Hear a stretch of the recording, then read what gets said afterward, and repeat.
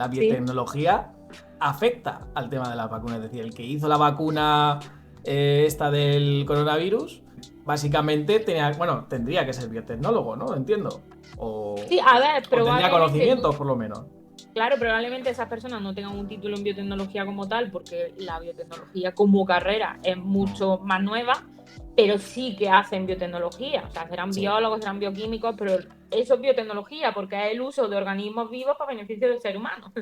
En este caso, los organismos son los organismos que se utilizan para hacer la vacuna, el propio patógeno que tú quieres prevenir, y luego pues se manipula en el laboratorio para obtener esa vacuna que estimule al sistema inmunitario. O sea que eso es, vamos, biotecnología pura y dura. Que eso, además, creo que fue no hace mucho. Además, creo que fue contactarte y pasó a los días. Fue con el. Que eso, además, creo que escribiste tú algo sobre el tema de AstraZeneca. Sí, sí, sí. Que bueno, que también te cayó hate. Yo, si quieres, aquí Sí, lo sí. compartimos un poco, no te preocupes. Es que, ¿qué ha pasado exactamente con el tema de de AstraZeneca?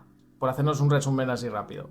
Sí, pues básicamente ha sido, a ver, la gente esta que está con el tema de los antivacunas y demás, llevan desde el principio intentando ver recovecos legales por los que meterse. O sea, ellos dicen, además a mí cada 2 por 3 me escriben que pagaré por mis crímenes en los tribunales. O sea, a mí me lo han dicho de veces y Pues mis mira. crímenes son hablar bien de las vacunas. O sea, entonces, eh, intentan buscar recovecos por los que meterse. Y en el caso de la vacuna de AstraZeneca, no sé si te acuerdas, que fue la primera que empezó a ponerse al principio, y luego ya llegaron la de Moderna y la de Pfizer, que eran las de ARN mensajero. La de AstraZeneca no es de ARN mensajero, sino que es con una es de adenovirus, de virus atenuado. En un principio hubo como efecto secundario bastantes casos, no una barbaridad, pero hubo casos de tromboembolismos y demás. Entonces, la propia AstraZeneca estuvo revisando esos casos porque, bueno, así por resumir, cuando se hacen ensayos clínicos, los ensayos clínicos tienen tres fases que se hacen, digamos, en el entorno de laboratorio y de hospital, que son para asegurarte que funciona y que es seguro y más o menos para calcular las dosis. Pero claro, eso se hace con una cantidad limitada de personas. Lo ideal es cuando ya está ese fármaco en la población, ver cómo funciona. Y eso es lo que se conoce como fase 4. Y eso no es cosa de la vacuna del coronavirus, eso se hace con absolutamente todos los fármacos. Es seguir haciendo un seguimiento una vez que ya se está administrando a la población. Entonces, en este caso, en la ficha de seguridad ya se hablaba de la posibilidad de trombos, pero bueno, se vio el porcentaje exacto de trombo y demás, se estudió, y puesto que ya empezaron a ponerse en marcha otras vacunas que se consideraban más seguras como las de ARN mensajero, esa no es que se prohibiera, pero muchos países empezaron a ponérsela pues, a menos personas o la dejaron a un lado y le dieron más importancia a las otras, demás. ¿Qué pasa? Que ahora ha habido personas a posteriori que han denunciado en Alemania, creo recordar que fue, han denunciado a un tribunal a AstraZeneca por esos trombos. Y el tribunal, digamos, que ha admitido la denuncia y que lo va a investigar. ¿Qué O sea, que pasa? está ahí, Que ¿no? Está ahí en el exactamente, juzgado. ya está. ¿Qué pasa? Que los medios de comunicación, pues, AstraZeneca reconoce que su vacuna causa trombo, AstraZeneca no sé qué, pues claro, eso le vino súper bien a los antivacunas para decir, al final era verdad, tenemos razón, vamos a morir todos. O bueno, vais a morir todos, porque ellos son muy listos y no se la han puesto. Entonces, yo básicamente lo que escribí fue un poco explicando todos los estudios que se han hecho, porque se han hecho muchísimos estudios en los que se analizan esos porcentajes de trombos y son, por ejemplo, muchísimo más bajos que los que se producen al tomar anticonceptivos. Y nadie se echa las manos a la cabeza con los anticonceptivos. Los anticonceptivos hay una probabilidad muchísimo mayor de desarrollar un trombo. La propia infección por coronavirus hay una probabilidad muchísimo mayor de desarrollar trombos. Entonces, al final, es una vacuna que se utiliza para prevenir el coronavirus que te va a hacer tener trombos. Entonces, bueno, te va a hacer, no con seguridad, pero tienes ahí una probabilidad de desarrollar trombos más Sí, alta todavía. como todos los medicamentos tienen efectos secundarios, ¿no? Al Claro, final. entonces con cualquier medicamento hay que hacer el balance beneficio-riesgo. O sea, si el beneficio es mayor que el riesgo, vale la pena. Y en este caso el beneficio era infinitamente mayor que el riesgo. Entonces, sí, se ha admitido la demanda, pero eso no va a llegar a ningún sitio. O sea, Claro. seguro.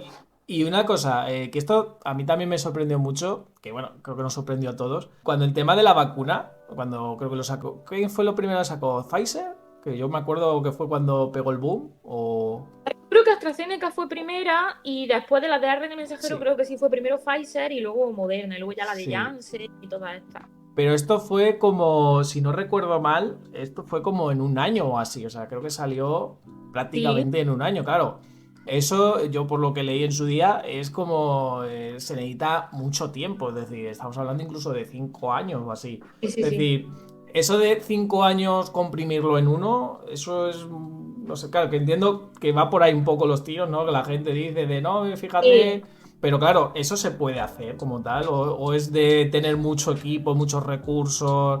Pues claro, en esa época era o hacemos esto o nos vamos a la mierda, Claro, literalmente. lo primero es eso, mucho equipo y muchos recursos, que muchísimas investigaciones Mm. de otras áreas y otras materias se pararon para que los científicos se dedicasen a investigar eso por un lado. Y por otro lado, que los ensayos clínicos tienen mucha burocracia. Y entonces lo que se hizo fue acelerar la burocracia. Mm. Esa parte, digamos, de papeleo Sí. se le dio vidilla. Sí, en plan de eso para hoy, no dentro de 3 años, para hoy. Exactamente, porque era muy urgente, pero las partes técnicas de laboratorio y demás se hicieron exactamente igual que con cualquier otro ensayo clínico, entonces estaba todo sobradamente probado.